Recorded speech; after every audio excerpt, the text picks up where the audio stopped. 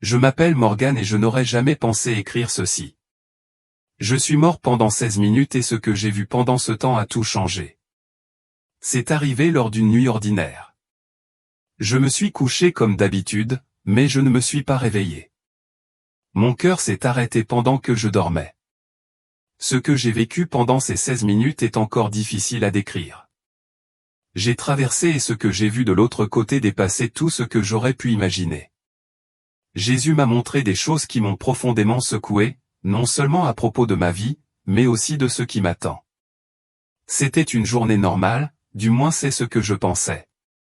Je me suis réveillé tôt, comme je le faisais toujours, j'ai pris un café et j'ai suivi ma routine matinale habituelle. Le travail n'avait rien de spécial, juste une journée comme les autres au bureau, à gérer les courriels, les réunions et les maux de tête habituels. Je me souviens m'être senti inhabituellement fatigué ce jour-là, mais j'attribuais cela au stress et au manque de sommeil. Après le travail, je suis rentré à la maison, j'ai dîné et je me suis assis pour regarder la télévision. Mon corps était lourd, presque comme si je me traînais toute la soirée. Je me suis dit que j'avais juste besoin d'une bonne nuit de sommeil. Vers 22h30, je me suis couché. Je me souviens d'être resté allongé là, pensant au lendemain, révisant ma liste de choses à faire dans ma tête. Lentement, je me suis éloigné, et puis plus rien. Je n'ai ressenti ni douleur, ni peur, juste de l'obscurité. Mais ce n'était pas le genre d'obscurité que l'on ressent lorsqu'on ferme les yeux. C'était plus profond, plus lourd, comme si on s'enfonçait dans un océan profond. Je me souviens avoir entendu un étrange bourdonnement, faible au début, puis de plus en plus fort. Mon corps était en apesanteur, comme si je flottais. Soudain, je me sentais éloigné du lit. J'ai ouvert les yeux, mais je n'étais plus dans ma chambre. Je pouvais voir mon corps allongé sur le lit en dessous de moi. Mon visage était immobile, ma poitrine ne bougeait pas et mes mains étaient molles sur mes côtés. J'aurais dû être terrifié, mais je ne l'étais pas. Je me sentais calme, détaché, presque paisible. Je pouvais tout voir avec une clarté cristalline, la façon dont le clair de lune brillait à travers la fenêtre, le bourdonnement du chauffage en arrière-plan. Puis j'ai vu quelque chose d'étrange, une lumière. Cela ne venait pas de la fenêtre ou de la lampe, ça venait d'ailleurs. Il est devenu plus lumineux, plus chaud, jusqu'à remplir complètement la pièce, puis je me suis senti attiré vers lui. C'est à ce moment-là que j'ai réalisé que j'étais en train de mourir, ou peut-être que j'étais déjà mort. Mais cela n'avait rien d'effrayant, c'était bien, comme si j'étais guidé vers quelque chose. Et puis tout a changé. Alors que je flottais au-dessus de mon corps, la lumière autour de moi a commencé à changer. Ce n'était plus seulement de la lumière blanche, il avait une teinte dorée, presque comme celle du soleil, mais plus chaude. Mon corps en dessous de moi semblait si immobile, si sans vie, mais je n'y ressentais aucun attachement. C'était comme regarder une coquille vide. Soudain, j'ai commencé à monter. Pas exactement voler, mais être tiré par une force invisible. Je me sentais en apesanteur, dérivant à travers des couches de lumière et d'obscurité. Tout autour de moi a commencé à se brouiller et à s'étirer. Le temps ne semblait plus normal. Je ne pouvais pas dire si c'était des secondes ou des heures qui s'écoulaient. Et puis j'ai atteint un endroit que les mots ne peuvent pas vraiment décrire. C'était vaste, ouvert, rempli de lumière, mais pas d'une lumière aveuglante. C'était doux et pur. J'ai ressenti une chaleur qui s'est imprégnée de mon âme. Il n'y avait ni peur, ni douleur, seulement la paix. J'ai entendu de la musique, pas comme la musique sur Terre, mais plutôt comme des vibrations. Chaque note semblait résonner en moi. Puis j'ai vu quelque chose devant moi, une silhouette debout dans la lumière. Il était grand, vêtu de blanc, avec une aura si brillante que je ne pouvais pas voir son visage au début. Mais alors qu'il s'avançait, je savais exactement de qui il s'agissait. Jésus. Tout mon être tremblait. Il rayonnait d'amour et de paix. Ses yeux étaient du bleu le plus profond que j'ai jamais vu, remplis à la fois de tristesse et de compassion. Son regard me transperça et je me sentis soudain exposé. Chaque péché, chaque erreur, chaque pensée cachée, tout a été mis à nu. Mais il n'y avait aucun jugement dans ses yeux, seulement de l'amour. Il a tendu la main et j'ai hésité. Il ne faut pas avoir peur, a-t-il déclaré. Sa voix était grave mais douce, et elle semblait résonner dans tout l'espace. Lentement, je posai ma main dans la sienne. Instantanément, une chaleur me parcourut. Je me sentais plus légère, plus entière que jamais auparavant. « Tu n'as pas encore fini, dit-il doucement. Je n'ai pas compris. Pourquoi étais-je ici? N'étais-je pas déjà mort? Il sourit. Viens, je dois te montrer quelque chose. Soudain, la scène autour de nous a changé. La lumière s'est atténuée et j'ai vu un endroit différent, un paysage gelé, un avion coincé dans la glace, entouré de pics déchiquetés et de sols enneigés. Les ailes de l'avion étaient gelées et je pouvais voir des gens à l'intérieur, blottis les uns contre les autres. Leurs visages étaient remplis de peur et de confusion. « Qu'est-ce que c'est ?» J'ai demandé. « C'est ce qui arrive, a dit Jésus, et c'est plus proche que vous ne le pensez. » Jésus m'a conduit plus près de l'avion. Je voyais le givre sur les vitres, le souffle des passagers embuant les vitres. À l'intérieur, les gens tremblaient, essayant de rester au chaud. Mais ce n'était pas le froid qui les effrayait, c'était le sentiment d'être piégés. Ce n'est pas seulement un avion, a déclaré Jésus. C'est le monde. Je n'ai pas compris au début.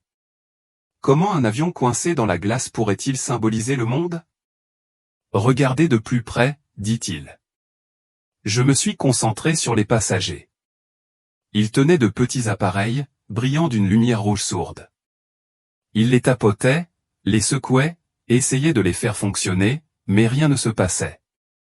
C'est de la technologie, a déclaré Jésus. Ils en sont devenus dépendants et ne peuvent désormais plus fonctionner sans. J'ai vu un homme à l'avant de l'avion, debout, essayant de calmer les autres. Il souriait, leur assurant que les secours étaient en route. Mais derrière son sourire, il y avait l'obscurité, pas l'obscurité physique, mais le vide spirituel. Pourquoi ne le voit-il pas? J'ai demandé, parce qu'ils ont été aveuglés. Jésus a dit, l'ennemi les a conduits ici étape par étape. Cela n'a pas été forcé, cela a été offert comme progrès, comme commodité, comme sécurité. J'ai vu certains passagers se recroqueviller sur leur siège, fermant les yeux. Ils avaient l'air paisibles, mais ce n'était pas le cas. C'était une capitulation. Les appareils n'étaient plus seulement des outils, ils en faisaient désormais partie. Ils ont troqué leur liberté contre du confort, a dit Jésus. Et bientôt, ils ne réaliseront même plus ce qu'ils ont perdu. La glace autour de l'avion a commencé à se fissurer. L'obscurité s'infiltrait du sol et s'enroulait autour des ailes de l'avion. Il n'est pas trop tard, dit Jésus, mais bientôt la porte se fermera. Jésus s'est avancé vers l'avion et a levé la main. La glace craqua et gémit, et l'obscurité recula. La lumière commença à briller à travers les fissures. J'ai vu les passagers bouger. Certains d'entre eux ont ouvert les yeux. Une femme à l'avant de l'avion s'est levée et a regardé vers Jésus. Les larmes lui remplirent les yeux. « Aidez-nous » a-t-elle crié. Jésus hocha la tête. « Foi, dit-il. Même maintenant, c'est suffisant. » Soudain, l'avion commença à décoller. La glace fondit et la lueur rouge des appareils vacilla et s'éteignit. Les passagers clignèrent des yeux, se frottant les yeux comme s'ils sortaient d'un long sommeil. Jésus s'est tourné vers moi. « Tu es debout ?» il a demandé. J'ai hoché la tête. Il ne s'agit pas seulement de technologie, a déclaré Jésus. C'est une question de confiance. Ils ont fait plus confiance au monde qu'à vous. Jésus sourit. Maintenant, tu dois leur dire. Sur ce, j'ai ressenti une traction soudaine, comme si j'étais tiré vers l'arrière. J'ai ouvert les yeux et j'ai halté. J'étais de retour dans mon lit. Ma poitrine me brûlait et je sentais mon cœur battre dans mes oreilles. J'étais absent depuis 16 minutes, mais c'était comme une éternité. Et maintenant, je savais que je devais partager ce que j'avais vu. Au moment où Jésus m'a montré l'avion coincé dans la glace, j'ai su que c'était plus qu'une simple vision. C'était un avertissement. Les passagers n'étaient pas seulement physiquement piégés, ils étaient spirituellement liés. La glace symbolisait l'engourdissement spirituel qui se propageait à travers le monde. Les gens à bord de l'avion ne criaient pas et ne paniquaient pas, ils étaient calmes, trop calmes. Leurs expressions étaient vides, leurs yeux vitreux. C'était comme s'ils avaient accepté leur sort sans poser de questions. Jésus se tenait à côté de moi, son expression sérieuse mais calme. Le voyez-vous, il a demandé. Oui, murmurai-je. Mais pourquoi? Pourquoi ne se bat-il pas pour s'échapper? Parce qu'il ne voit pas le danger, répondit Jésus. L'ennemi les a aveuglés. Il n'a pas eu besoin d'utiliser des chaînes ou de la violence. Il leur a apporté du réconfort. Il leur a donné du confort. Et maintenant, ils ne peuvent plus reconnaître la prison qui s'y trouve. J'ai regardé de plus près les gens à l'intérieur de l'avion. Ils tenaient de petits appareils qui brillaient faiblement d'une lumière rouge pulsée. Certains faisaient défiler les écrans, d'autres les serraient simplement fermement. Les appareils semblaient être la seule source de chaleur dans cet environnement glacial. Ces appareils, dis-je, qu'est-ce que c'est? La source de la tromperie, répondit Jésus. Tout a commencé modestement, une technologie destinée à rendre la vie plus facile, plus sûre et plus connectée. Mais peu à peu, c'est devenu plus que cela. Ils ont commencé à s'appuyer sur elle pour tout, l'information, les décisions, et même l'équilibre émotionnel. J'ai vu une femme assise près de l'avant de l'avion fermer les yeux. L'appareil dans sa main émit un faible bourdonnement. Soudain, son expression changea. Ses épaules se détendirent et un léger sourire se forma sur son visage. Mais ce n'était pas la paix, c'était artificiel, fabriqué. Ils ne s'en rendent pas encore compte, a déclaré Jésus, mais plus ils comptent sur les appareils, moins ils pourront compter sur moi. Leur capacité à entendre ma voix s'affaiblira jusqu'à disparaître complètement. Mon ventre se serra. Pourquoi abandonnerait-il cette connexion avec toi? Parce que cela ne s'est pas produit du jour au lendemain, a déclaré Jésus. L'ennemi est patient. Il a présenté ces choses comme des outils utiles. Puis il les a rendus nécessaires. Et bientôt, elles deviendront obligatoires. La glace entourant l'avion a recommencé à se fissurer. Les fissures se sont propagées vers le haut et j'ai vu des formes sombres se déplacer sous la surface. Ils se pressèrent contre la vitre, essayant de percer. Ils ne perdent pas seulement leur liberté, a déclaré Jésus. Ils donnent leur âme. Alors que je me tenais là, regardant la scène se dérouler, j'ai commencé à comprendre la véritable profondeur de la tromperie. La glace ne faisait pas que piéger l'avion, c'était vivant. De sombres vrilles d'ombre glissaient sous la surface, se tordant et se déplaçant vers le plan. Je me suis tourné vers Jésus. Quelles sont ces ombres? L'influence de l'ennemi, dit-il. Il ne lui suffit pas de contrôler leurs actions. Il veut leurs âmes. Dès qu'ils s'abandonneront pleinement à ce système, ils ne pourront plus sentir ma présence. J'ai vu avec horreur l'un des passagers à l'intérieur de l'avion, un jeune homme, tendre la main vers la fenêtre. Une fine fissure dans la glace s'élargit et les vrilles sombres se pressèrent vers sa main. Il ne recula pas. Il sourit. Que fait-il? J'ai demandé. Il croit que c'est la solution, répondit Jésus. L'ennemi présentera cela comme la réponse à toutes les souffrances humaines. Plus de faim, plus de maladies, plus de douleur. La main de l'homme toucha la glace. Les vrilles s'enroulèrent autour de ses doigts. Son sourire s'élargit, mais ses yeux s'assombrirent. Il se laissa tomber sur son siège, l'air paisible. Mais je pouvais voir le vide derrière son regard. Ils se rendent, murmurai-je. Jésus hocha la tête. La tromperie n'est pas évidente, elle est subtile. L'ennemi n'a pas besoin de leur retirer leur liberté par la force. Il les convainc d'y renoncer volontairement. Un grand craquement traversa la glace. L'avion a tremblé et plusieurs passagers ont bougé. Certains ouvrirent les yeux et regardèrent autour d'eux, confus. Une femme près du fond secoua la tête et laissa tomber son appareil par terre. Elle le voit, dis-je. Oui, a dit Jésus. Certains se réveilleront, mais beaucoup ne le feront pas. J'ai regardé la femme se lever et essayer de réveiller les autres. Certains l'ont ignoré, d'autres secouaient la tête et serraient plus fort leurs appareils. Un homme l'a regardée et lui a dit de s'asseoir. Elle essaie de les sauver, dis-je. Mais ils ne peuvent pas voir la vérité, répondit Jésus. Parce qu'ils ont déjà choisi de faire confiance. Le système me fait plus confiance. Mon cœur me faisait mal.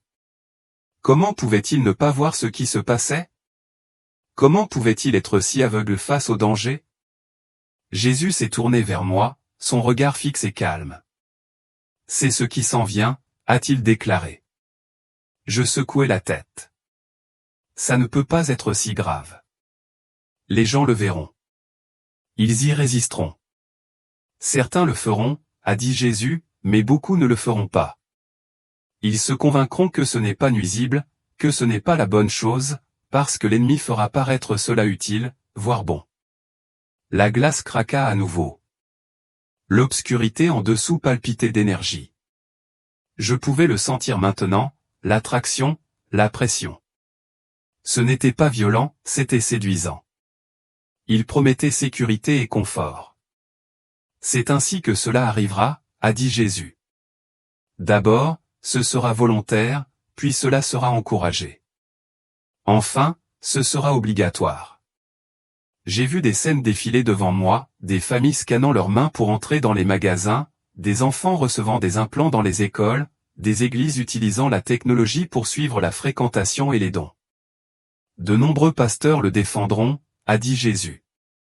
Ils diront que c'est juste de la technologie, que ce n'est pas lié au culte ou à l'allégeance, et ils le croiront. J'ai demandé, oui. Jésus a dit, parce que l'ennemi le déguisera en progrès.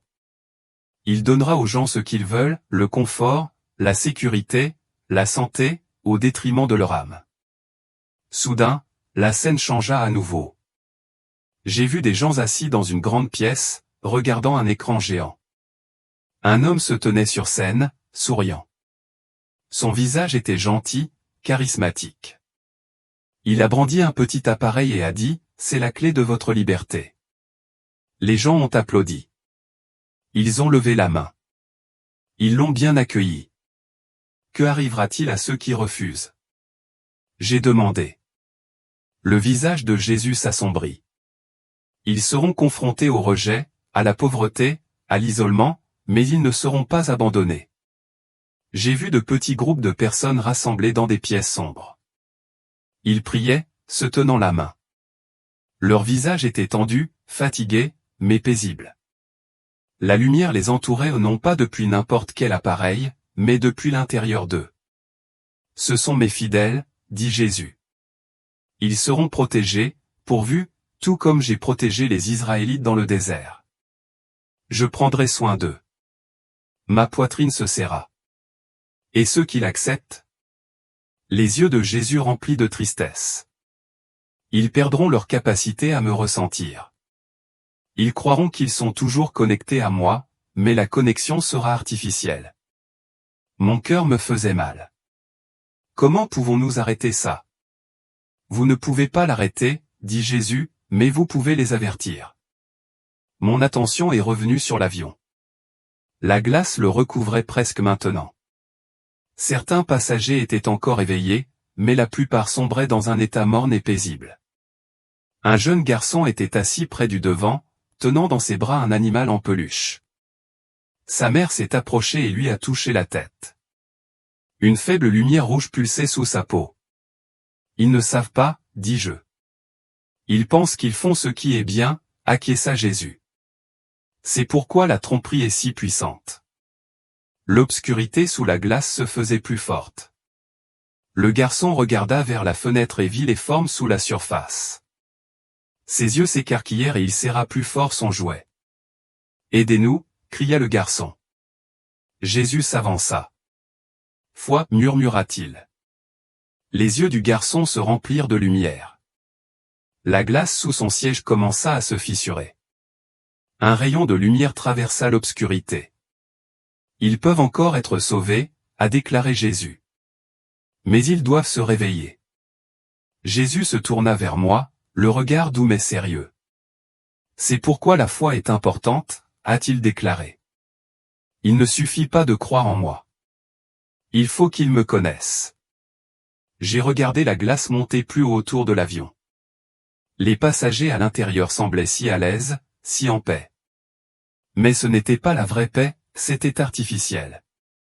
C'était une illusion. L'ennemi sait comment créer du réconfort, a poursuivi Jésus. Il sait imiter la paix, mais la vraie paix ne vient que de moi.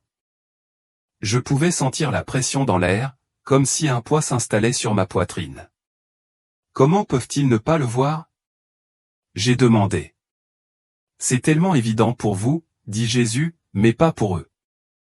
J'ai regardé les passagers. Certains regardaient par la fenêtre, confus. D'autres étaient toujours enfermés dans leurs appareils, le visage vide, sans émotion. Une jeune femme au dernier rang avait les larmes aux yeux. Elle regardait la glace avec une peur grandissante. Elle sait, dis-je. Oui, répondit Jésus. Certains le verront. Certains se réveilleront, mais la plupart ne le feront pas. La femme au dernier rang a laissé tomber son appareil et s'est levée. Nous devons sortir d'ici, elle a crié. Mais personne n'a répondu. Un homme assis à côté d'elle lui a dit de se calmer. Un agent de bord est venu et a souri d'un air rassurant. Tout est sous contrôle, a déclaré l'hôtesse de l'air d'une voix douce. Non, cria la femme. Ce n'est pas le cas. Le sourire de l'hôtesse de l'air s'effaça. Ses yeux se plissèrent. L'homme à côté de la femme secoua la tête. Asseyez-vous simplement, dit-il. Arrêtez de causer des ennuis. Les mains de la femme tremblaient. Elle regarda vers l'avant de l'avion, vers le cockpit gelé. Elle savait que quelque chose n'allait pas. C'est ainsi qu'agit l'ennemi, a dit Jésus. Il crée de la pression, non pas par la violence, mais par le conformisme. Ils feront taire ceux qui voient la vérité. Ils les traiteront de paranoïaques, de dangereux, de perturbateurs, et ils le croiront. J'ai murmuré, oui. Parce qu'ils font plus confiance au système qu'à moi, a déclaré Jésus. La glace craquait plus fort maintenant. Une fine fracture traversait la fenêtre. La femme l'a vue et a crié. Certains passagers remuèrent, la regardant avec agacement, mais personne ne se tenait à ses côtés. Elle est seule, dis-je. Elle se sent seule, répondit Jésus, mais elle ne l'est pas. Une fine lumière apparut autour des épaules de la femme. Elle se tourna vers la fenêtre et leva la main. Un rayon de lumière traversa la glace. Les formes sombres en dessous se retirèrent. Elle n'abandonne pas, dis-je. La foi, dit Jésus. Même maintenant, c'est suffisant. Les yeux de la femme se remplirent de larmes. Elle se laissa tomber à genoux et commença à prier. Je pouvais sentir sa prière comme une vibration dans l'air. Certains passagers remuèrent. Un homme assis en face d'elle a laissé tomber son appareil et lui a touché la poitrine. Une larme coula sur sa joue. Ça marche, dis-je. Oui, dit Jésus, mais ce ne sera pas facile. Soudain, la pression dans l'air a changé. J'ai ressenti une attirance, pas violente, mais constante et indéniable. C'était comme si une main invisible attrapait ma poitrine et me tirait en arrière. Il est temps, dit Jésus. Non, murmurai-je. Je dois rester. Vous ne pouvez pas, répondit Jésus. Mais tu t'en souviendras. Je me suis tourné vers l'avion. La glace montait toujours plus haut. La femme qui avait prié était maintenant debout et parlait aux autres. Certains écoutaient, d'autres non. Ils ont besoin d'aide, dis-je. Ils l'ont, dit Jésus, mais ils doivent le choisir. Mon cœur battait à tout rompre. Je ne voulais pas partir. Je voulais traverser la glace et réveiller les passagers. Je voulais les avertir. Vous ne pouvez pas les sauver, a dit Jésus, mais vous pouvez le leur dire. La lumière autour de Jésus devint plus brillante. Ma poitrine me brûlait. J'ai senti mon souffle s'arrêter. L'attraction est devenue plus forte. Plus fort. Non, j'ai crié. S'il vous plaît, j'ai besoin de plus de temps. Jésus sourit doucement. Vous avez tout ce dont vous avez besoin. Soudain, je tombai rapidement en arrière. La lumière est passée devant moi. La glace et l'avion ont disparu. J'avais l'impression d'être déchiré à travers des couches de réalité. Ma poitrine se serra. Mes membres étaient lourds. Je ne pouvais pas respirer. Puis, un sursaut. Mes yeux se sont ouverts. J'ai eu le souffle coupé. Ma poitrine était en feu. Mon cœur battait douloureusement dans mes oreilles. J'entendais les bips des machines. Les lumières vives de l'hôpital me piquaient les yeux. Il est réveillé. Quelqu'un a crié. J'ai senti une main sur mon épaule. Une médecin s'est penchée sur moi, le visage rempli de soulagement. Bienvenue, monsieur Morgan, dit-elle. Nous pensions t'avoir perdu. J'ai toussé, ma gorge était sèche. Je pouvais sentir le pincement aigu de 4 aiguilles dans mon bras. Mon corps tout entier était lourd, mais j'étais vivant. J'étais mort depuis 16 minutes, mais j'avais l'impression d'être parti depuis des heures, voire des jours. Ce qui s'est passé? J'ai croassé. Vous avez fait un arrêt cardiaque pendant que vous dormiez, a expliqué le médecin. Nous avons réussi à vous réanimer, mais c'était proche. Mon cœur battait toujours la chamade. Mon esprit nageait avec les images de la glace, de l'avion et des gens piégés à l'intérieur. Ce n'était pas un rêve. C'était réel. Et je savais que je devais dire aux gens ce que j'avais vu. Les premières heures après le réveil furent floues. Les infirmières ont vérifié mes signes vitaux. Ma famille est arrivée en courant. Ma mère pleurait. Mon frère m'a serré la main si fort que ses jointures étaient blanches. Nous pensions que tu étais parti, a dit mon frère. Je l'étais, répondis-je. Il pensait que je plaisantais. Je ne l'étais pas. J'ai essayé d'expliquer ce qui s'était passé, la lumière, la glace, les gens coincés dans l'avion. Mais plus je parlais, plus il semblait confus. Tu rêvais, dit mon frère. Ce n'était pas un rêve, dis-je. C'était réel. Ma mère m'a touché la main. Repose-toi, dit-elle. Tu as traversé beaucoup de choses. Ils n'ont pas compris. Je ne pouvais pas m'attendre à ce qu'ils le fassent, mais je connaissais la vérité. Après le départ de ma famille, je suis resté allongé sur mon lit d'hôpital, regardant le plafond. Mon esprit s'emballait avec tout ce que Jésus m'avait montré. Je me souvenais du calme sur les visages des passagers, de la lueur des appareils, des fissures dans la glace. Ils étaient contrôlés lentement, doucement, jusqu'à ce qu'ils ne voient plus le danger. Mon cœur s'emballa. Jésus a dit que cela arriverait bientôt et que la plupart des gens ne le reconnaîtraient même pas. Il fallait que je les prévienne. Une semaine après avoir quitté l'hôpital, j'ai commencé à tout écrire. J'avais besoin de le documenter avant que les détails ne s'effacent même s'ils ne le pourraient jamais. Je savais que les gens me traiteraient de fou. Certains diraient que c'était une hallucination, que mon cerveau avait des ratés alors que j'étais inconscient. Mais je m'en fichais. Jésus m'avait dit de le partager, et c'est exactement ce que j'allais faire. J'ai commencé avec mon église. Le pasteur a écouté patiemment pendant que je décrivais la vision. Il hocha la tête, mais je pouvais dire qu'il était sceptique. Je ne dis pas que c'est impossible, dit-il, mais es-tu sûr que ce n'était pas qu'un rêve? J'ai souri. Si tu avais vu son visage, si tu avais senti sa présence, tu n'aurais pas eu à demander. À partir de là, j'ai partagé mon histoire avec tous ceux qui voulaient bien m'écouter. Certaines personnes m'ont cru instantanément. D'autres non. C'était bien. Jésus m'avait dit que tout le monde ne croirait pas, mais que ceux qui étaient censés l'entendre le croiraient. Ce n'est pas seulement une question de technologie, leur ai-je dit. C'est une question de confiance. L'ennemi veut que vous lui fassiez plus confiance qu'en Dieu. Certaines personnes m'ont traité de paranoïaque. D'autres ont dit que je réfléchissais trop. Mais je savais mieux. La glace se forme. L'ennemi tend le piège et la plupart des gens s'y lancent de bon gré. Après avoir quitté l'hôpital, le poids de ce que j'avais vu a commencé à s'installer. Ce n'était pas seulement une expérience personnelle. C'était un message pour le monde.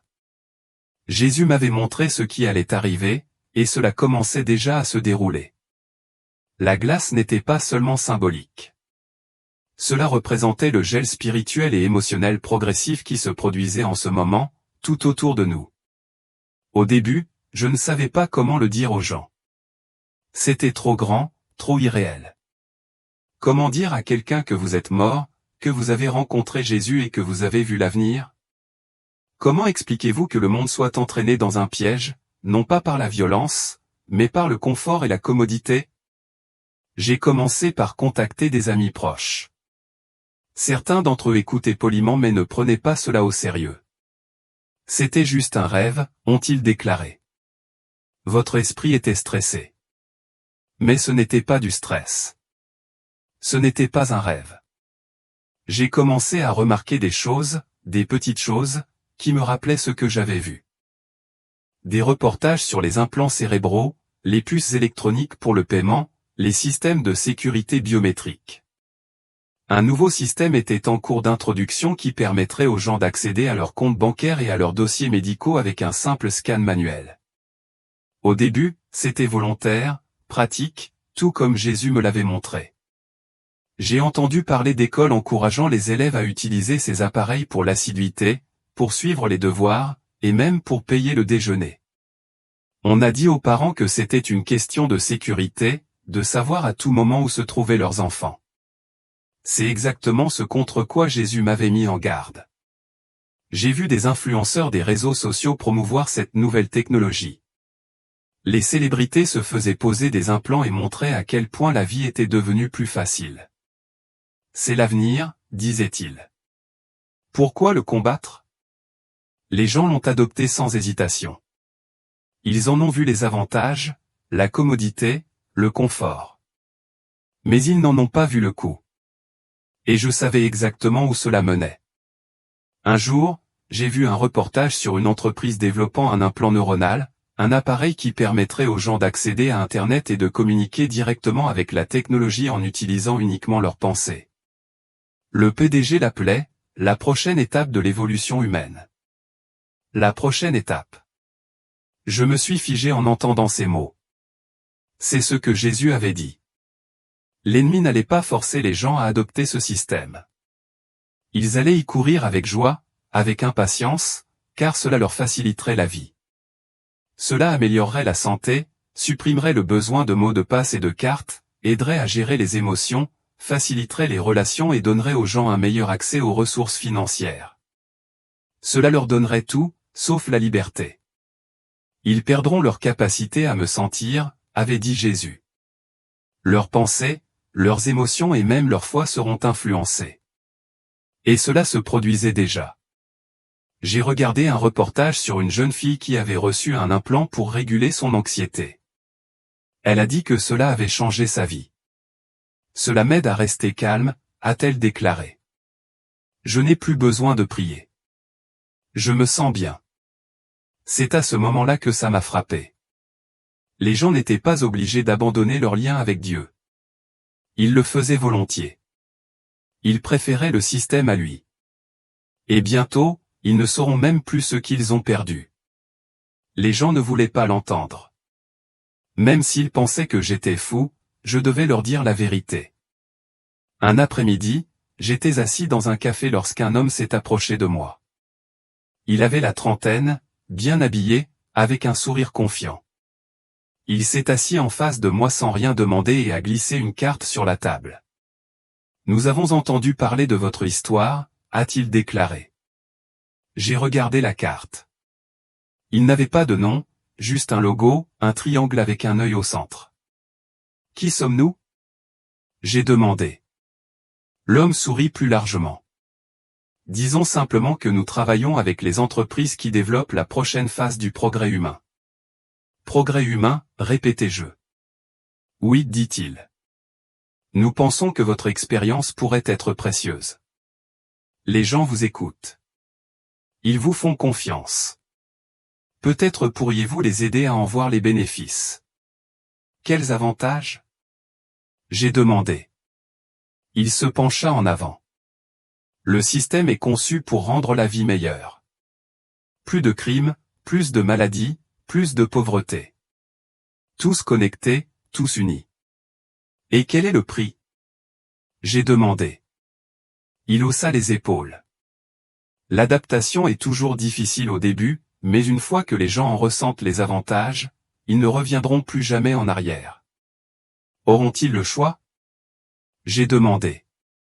Le sourire de l'homme se resserra, ses yeux se plissèrent légèrement. Ils le feront dans un premier temps. Je me rassis, ma poitrine se serrant. Et ceux qui refusent? Ils vont se compliquer la vie, dit-il avec désinvolture. Pourquoi résister au progrès? Je l'ai regardé. Il était si calme, si confiant, si sûr que c'était la bonne voie. Il croyait sincèrement qu'il aidait les gens, mais je pouvais voir le vide derrière ses yeux, le même vide que j'avais vu chez les passagers de l'avion. Tu penses que tu aides? J'ai dit. Nous aidons, a-t-il répondu. Ce n'est pas ce que j'ai vu, dis-je. Le sourire de l'homme s'effaça, son regard s'assombrit. Faites attention à ce que vous dites, a-t-il dit. Les gens écoutent. Je l'espère, répondis-je. Il se leva, ramassa la carte et la remit dans sa poche. Pensez Y, dit-il. L'offre tient. Et puis il est parti. J'étais assis là, le cœur battant. J'avais vu l'avenir. J'avais vu le piège. Et maintenant, j'étais invité à y participer. Tout cela était réel, et bientôt le choix ne serait plus facultatif. Un mois après que l'homme m'a approché, j'ai commencé à entendre des rapports sur le nouveau système introduit à l'échelle mondiale. Les gouvernements le soutenaient et les entreprises offraient des incitations pour une adoption rapide. Cela se passait, exactement comme Jésus me l'avait montré. Un soir, je regardais les informations lorsqu'ils ont montré un extrait d'un enfant recevant un implant à l'école. Le présentateur a souri et a déclaré, « Bientôt, transporter des cartes et de l'argent liquide appartiendra au passé. Un simple scan rapide et vous êtes connecté. » J'ai éteint la télé. Ma poitrine était lourde. C'était si subtil, si calme, pas de menace, pas de violence, au juste du confort. Exactement comme Jésus m'avait prévenu. Je suis allé me promener pour me vider la tête. Alors que je passais devant un parc voisin, j'ai vu un groupe de jeunes enfants rassemblés. Une femme en blouse blanche se tenait devant eux et parlait des nouveaux implants. C'est totalement sûr, a-t-elle déclaré, et cela vous facilitera la vie. N'oubliez plus l'argent de votre déjeuner, juste un scan rapide et le tour est joué. Les enfants étaient excités. Certains portaient déjà des bracelets avec des lumières brillantes sous la peau. J'avais envie de crier. J'avais envie de les attraper et de leur raconter ce que j'avais vu, pour les avertir. Mais je ne pouvais pas, parce qu'ils ne comprendraient pas. Une jeune fille courut vers sa mère. « Maman, je peux en avoir un ?» demanda-t-elle en levant son poignet. La mère sourit. « Bien sûr, chérie. C'est l'avenir. » J'ai pris du recul. Mon cœur battait à tout rompre. C'était ainsi que cela se produirait, non pas par peur, mais par confiance, par sécurité. Et une fois qu'il l'aurait accepté, il n'y aurait plus de retour en arrière. Les paroles de Jésus résonnaient dans ma tête, dis-leur maintenant, pendant qu'ils peuvent encore m'entendre. Je suis rentré chez moi ce soir-là et j'ai recommencé à écrire. J'ai raconté aux gens ce que j'avais vu, ce que Jésus m'avait montré. Certains m'ont cru, d'autres non, mais cela n'avait pas d'importance. Parce que je savais que le moment venu, le choix serait clair. Certains choisiraient le monde, et d'autres le choisiraient. J'ai juste prié pour qu'ils se réveillent avant qu'il ne soit trop tard.